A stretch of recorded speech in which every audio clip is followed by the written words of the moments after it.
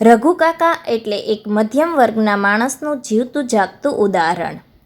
નિવૃત્ત થયા પછી પેન્શનના ગણિતમાં આખી જિંદગી વિતાવનાર રઘુ કાકા આજે શાક માર્કેટમાં ઊભા હતા. માર્કેટમાં પગ મૂકતા જ જાણે મોંઘવારી ડાકણ બનીને સામે ઊભી હોય તેવું તેમને લાગ્યું. કેમ આપ્યા ટામેટા? રઘુ કાકાએ પૂછ્યું. 80 રૂપિયે કિલો કાકા, શાકવાળાએ ફટાક દઈને જવાબ આપ્યો. રઘુ કાકાના મગજમાં વર્ષ 2000નું કેલ્ક્યુલેટર ચાલ્યું. અરે ભાઈ, આટલામાં તો આખું શાક આવી જાતું. તું ટામેટા કહી રહ્યો છે કે સોનાના ટુકડા? શાકવાળો હસ્યો.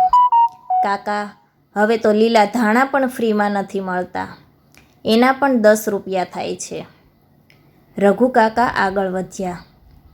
સિંગ તેલનો ડબ્બો જોયો તો એના ભાવ સાંભળીને તેમને ચક્કર આવી ગયા. ગેસના બાટલાના ભાવ તો જાણે આકાશને આંબવા તૈયાર હતા. રઘુ કાકાને થયું કે હવે તો શ્વાસ લેવા પણ ટેક્સ ના લાગે તો સારું. સાંજે ઘરે પહોંચ્યા ત્યારે તેમનો પૌત્ર આરવ નવું મોંઘું આઈફોન લઈને બેઠો હતો. રઘુ કાકાએ પૂછ્યું, બેટા, આ કેટલામાં આવ્યું? આરવ બોલ્યો, દાદા, ફક્ત 80,000માં. રઘુ કાકા સ્તબ્ધ થઈ ગયા.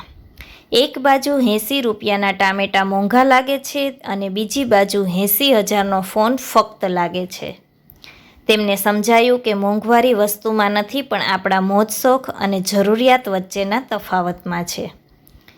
તેમણે પત્નીને કહ્યું, જો સાંભળ્યું, આજે મેં નક્કી કર્યું છે કે કાલે આપણે મોંઘવારીની ફરિયાદ નહીં કરીએ.